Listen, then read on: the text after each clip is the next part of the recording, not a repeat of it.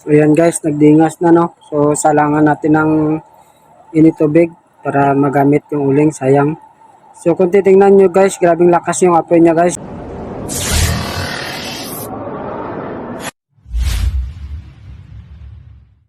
Guys, good morning no. So gagawa tayo ngayon ng ring ng pugon, yung pinapatungan ng mga pugon na ginagawa ko. So sa mga hindi pa nakakita guys, so yan yung mga pugon na ginagawa ko. So mga order yan guys. Yan yung mga ginagawa kong pugon. Yan guys, so gagawa tayo ng ring ng pugon, yung patungan niya. So ito yung mga ginagawa ko ng mga pugon. So blower yan mga guys. Pwede sa kuryente, pwede sa battery no. Ayan. So ito yung ring na sinasabi ko guys na gagawin ko ngayon. So, marami yan, mayroon tayong double, mayroon din tayong single. So yan yung mga gagawa natin. Yan guys. So wala pa pang mga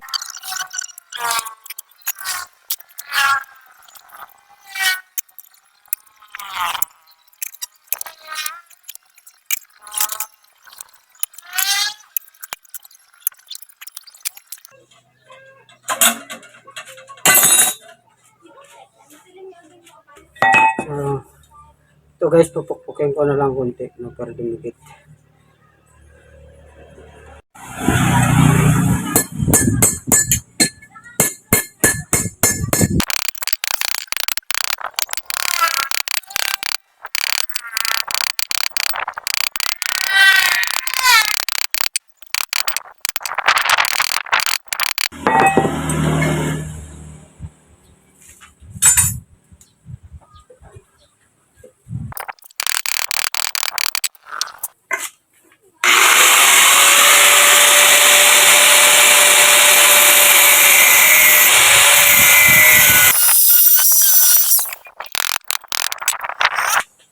Ayan guys.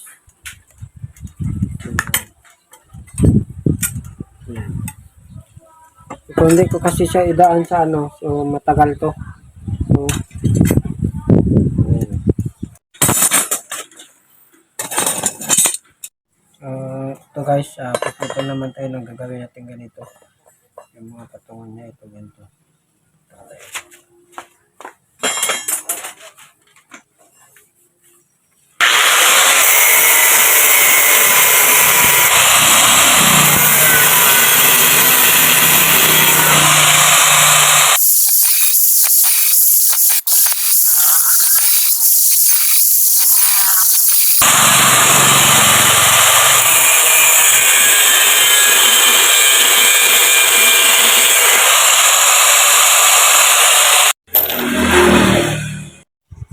Ito guys, titikuin mo.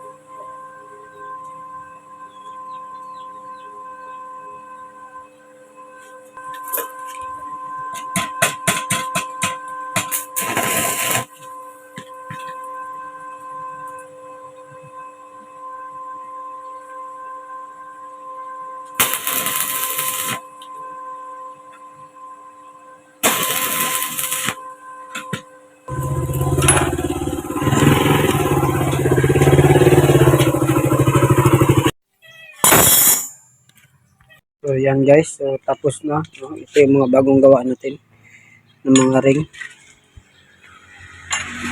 Ito naman yung dalawang single na ginawa natin.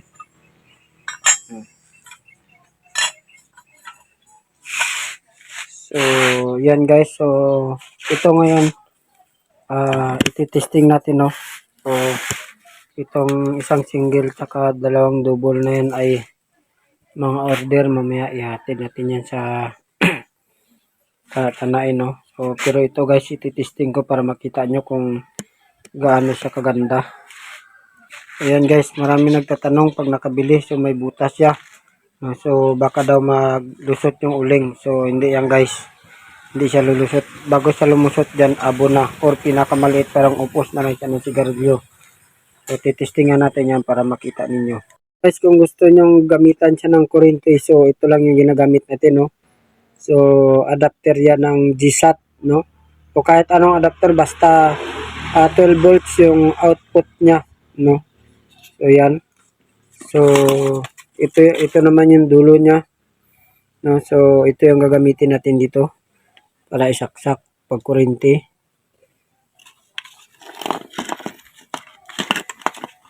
Ayan guys, nakasaktak na, try natin. Ayan, ano nyo, malakas ang hangin. So, pwede rin yan guys hinaan. Parang nagagamit din kayo ng gasol nito. So, pwede siyang hinaan kahit hanggang saan ang hina na gusto nyo. Ayan. So, open din natin yung isa.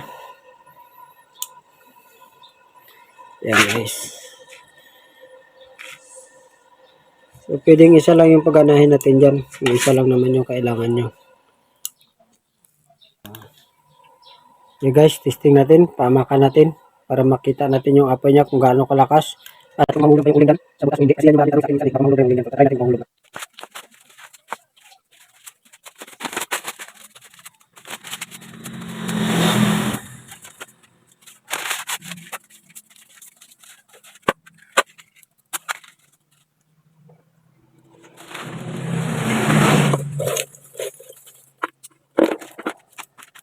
Guys, ito mga siya na kasi siyempre kapil yung ginamit natin pagkadabok. Pero pag apoy na siya, so wala na yung pokok niyan.